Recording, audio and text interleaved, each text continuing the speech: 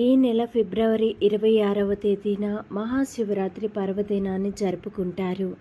ఈ మహాశివరాత్రి రోజు భక్తులు ఉపవాసం ఉండి శివునికి ప్రత్యేక పూజలు చేసి శివపార్వతుల అనుగ్రహాన్ని పొందుతారు.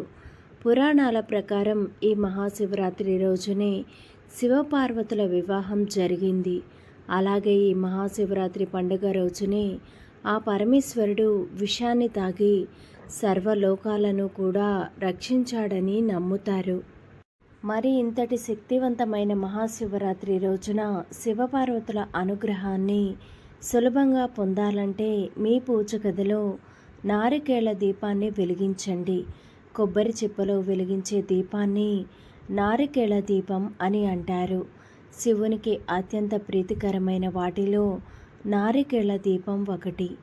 సంవత్సరానికి ఒక్కసారి వచ్చే ఈ మహాశివరాత్రి రోజున ఎవరైతే కొబ్బరి చిప్ప దీపాన్ని వెలిగిస్తారో వారికి కోటి జన్మల పుణ్యఫలితం లభిస్తుంది.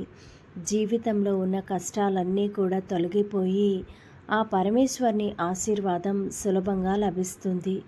కాబట్టి ఈ మహాశివరాత్రి పర్వదినం రోజున నారికేళ దీపం ఎలా వెలిగించాలి, శివుణ్ణి ఎలా పూజించాలి, పాటించాల్సిన నియమాలు ఏంటి అనే విషయాల గురించి ఈ వీడియోలో వివరంగా తెలుసుకుందాం. ముందుగా ఈ వీడియోకు ఒక లైక్ కొట్టి మన ఛానల్ని సబ్స్క్రైబ్ చేసుకోండి. లైక్ కొట్టడం మాత్రం అస్సలు మర్చిపోవద్దు. ఈ మహాశివరాత్రి పండుగ రోజున స్త్రీలు ఉదయాన్నే నిద్రలేచి తలస్నానం చేసి ఇంట్లో శివుణ్ణి పూజించాలి. శివరాత్రి రోజున స్నానం చేసేటప్పుడు నీటిలో కొంచెం పసుపు వేసుకొని స్నానం చేయండి. జాతక దోషాలన్నీ కూడా తొలగిపోయి మీ జాతకంలో అదృష్టం కలిసి వస్తుంది. ముందుగా పూజ గదిని శుభ్రం చేసుకొని మీ పూజ గదిలో ఉన్నటువంటి శివపార్వతుల పటానికి గంధం బొట్లు పెట్టి పూలతో అలంకరించుకోండి. పసుపు రంగు పూలతో శివుణ్ణి పూజిస్తే చాలా మంచిది. అలాగే గన్నేరు పూలతో శివుణ్ణి పూజిస్తే విపరీతమైనటువంటి ధనలాభం కలుగుతుంది. జిల్లేడు పూలతో శివుణ్ణి పూజిస్తే కోరిన కోరికలన్నీ కూడా వెంటనే నెరవేరుతాయి. ఈ విధంగా శివపార్వతుల పటాన్ని అలంకరించుకొని పూజ గదిలో అష్టదళ ముగ్గును వేసుకోండి. ముగ్గుపైన పసుపు కుంకుమలు చల్లి ముగ్గుపైన ఒక ప్లేటు కానీ ఒక విస్తరాకు కానీ పెట్టుకోండి. స్టీలు ప్లేట్లు మాత్రం పూజలో ఉపయోగించకూడదు. ఈ ప్లేటు పైన 3 గుప్పిళ్ళ బియ్యం పోసి ఈ బియ్యం పైన కొబ్బరి చిప్పను పెట్టి అందులో దీపం వెలిగించాలి.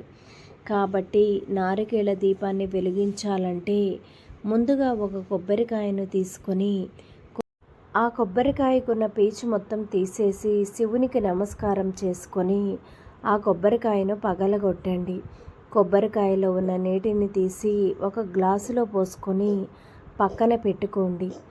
ఇలా కొబ్బరికాయను పగలగొట్టినప్పుడు 2 కొబ్బరి చెక్కల్లో 100లో ఒక చిప్పను తీసుకొని నైవేద్యంగా సమర్పించి 2వ చిప్పలో దీపాన్ని వెలిగించాలి. 3 కళ్ళున్న కొబ్బరి చిప్పను తీసుకొని దానికి ఉన్న పీచు మొత్తం కూడా తీసేసి ప్లేట్లో ఉన్న బియ్యం మీద పెట్టుకోవాలి. ఈ కొబ్బరి చిప్పకి కుంకుమ బొట్లు పెట్టి కొబ్బరి చిప్పలో ఆవు నెయ్యి పోసి అందులో వత్తులను వేసి కొబ్బరి దీపాన్ని వెలిగించాలి. ఈ కొబ్బరి దీపం వెలిగించిన మరుక్షణమే శివపార్వతులు ప్రత్యక్షమవుతారని నమ్ముతారు. కాబట్టి ఈ నారికేళ దీపం వెలిగించగానే కొబ్బరి దీపాన్ని ముట్టుకొని నమస్కారం చేసుకోండి. ఈ దీపానికి అక్షింతలు వేసి మీ మనసులో ఏదైనా ఒక కోరిక కోరుకోండి. మీ కోరికలు ఖచ్చితంగా నెరవేరుతాయి. చివరగా ఈ కొబ్బరి దీపానికి హారతి ఇచ్చి శివపార్వతులకు కూడా హారతి ఇచ్చి 5 ప్రదక్షిణలు చేసి పూజను ముగించవచ్చు. ఈ కొబ్బరి దీపం ఖచ్చితంగా ఒక 60 నిమిషాల పాటు వెలుగుతూ ఉండాలి. ఈ విధంగా కొబ్బరి దీపం వెలిగించిన తర్వాత ఓం నమః శివాయ అనే మంత్రాన్ని 21 సార్లు కానీ 108 సార్లు కానీ జపించండి. అలాగే మనం కొబ్బరికాయను పగలగొట్టినప్పుడు కొబ్బరి నీళ్ళు వస్తాయి కదా, ఆ కొబ్బరి నీటినే పూజలో నైవేద్యంగా నివేదించవచ్చు. ఈ నారికేళ దీపం కొండెక్కిన తర్వాత ఆ కొబ్బరి దీపాన్ని తీసి ఎవరూ తిరగనటువంటి ప్రదేశంలో వేయాలి. లేదా ప్రవహించే నదిలో వదిలేయండి. శివుడికి 3 కళ్ళు ఉంటాయి. అలాగే కొబ్బరికాయకు కూడా 3 కళ్ళు ఉంటాయి. కాబట్టి 3 కళ్ళున్న కొబ్బరి చిప్పలో దీపాన్ని వెలిగిస్తే కోటి జన్మల పుణ్య ఫలితం లభిస్తుంది. కొబ్బరికాయలో త్రిమూర్తులు కూడా కొలువై ఉంటారు కాబట్టి మహాశివరాత్రి రోజున కొబ్బరి దీపం వెలిగిస్తే అద్భుతమైనటువంటి అక్షయ ఫలితాలు పొందుతారు. ఈ నారికేళ దీపం వెలిగించిన కొన్ని రోజుల్లోనే ఆ పరమేశ్వరుని అనుగ్రహం వల్ల ఎన్నో శుభవార్తలను వింటారు. ఈ మహాశివరాత్రి పండుగ రోజున శివాలయానికి వెళ్తే చాలా మంచిది. ఎందుకంటే ఈ మహాశివరాత్రి పండుగ రోజున శివపార్వతులిద్దరూ కూడా శివాలయంలో సంచరిస్తూ ఉంటారు. కాబట్టి శివరాత్రి రోజున శివాలయానికి వెళ్ళి శివాలయంలో దీపాలు వెలిగిస్తే మీ జీవితంలో ఉన్న కష్టాలన్నీ తొలగిపోయి తరతరాలకు కూడా తరగని ఐశ్వర్యం లభిస్తుంది. ఈ పవిత్రమైనటువంటి మహాశివరాత్రి రోజు నంది కొమ్మల మధ్య నుంచి ఆ పరమేశ్వరుని దర్శించుకున్న వారికి జన్మ జన్మల పాపాలన్నీ కూడా తొలగిపోయి జన్మ జన్మల అదృష్టాన్ని పొందుతారు. శివుడికి ఎన్ని పూజలు చేసినా సరే శివలింగానికి అభిషేకం చేయకపోతే మీరు చేసే పూజలకు సరైన పుణ్యఫలితం లభించదు. కాబట్టి ఈ శివరాత్రి రోజున తప్పకుండా ప్రతి ఒక్కరూ కూడా శివలింగానికి అభిషేకం చేయండి.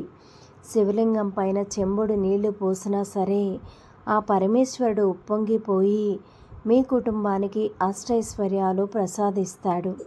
వివాహం కాని వారు ఈ శివరాత్రి రోజున మల్లెపూలతో శివుణ్ణి పూజిస్తే త్వరగా వివాహం కుదురుతుంది. అలాగే నందివర్ధన పూలతో శివుణ్ణి పూజిస్తే అనారోగ్య సమస్యలు రాకుండా ఉంటాయి. పారిజాత పుష్పాలతో శివుణ్ణి పూజిస్తే జాతక దోషాలన్నీ కూడా తొలగిపోతాయి. శివుడికి అత్యంత ప్రీతికరమైన వాటిలో విభూతి కూడా ఒకటి. కాబట్టి మహాశివరాత్రి పండుగ రోజున తప్పకుండా విభూతిని పెట్టుకోండి. మహాశివరాత్రి రోజున ఎవరైతే విభూతిని ధరిస్తారో అలాంటి వారిని ఆ పరమేశ్వరుడు ఎల్లప్పుడూ కూడా రక్షిస్తూ ఉంటాడు. ధన్యవాదములు. ఈ వీడియోని లైక్ చేసి ఛానల్ని సబ్స్క్రైబ్ చేసుకొని సపోర్ట్ చేయండి. అలానే వీడియోని చివరి వరకు చూస్తే జై శ్రీరామ్ అని తప్పకుండా కామెంట్ చేయండి.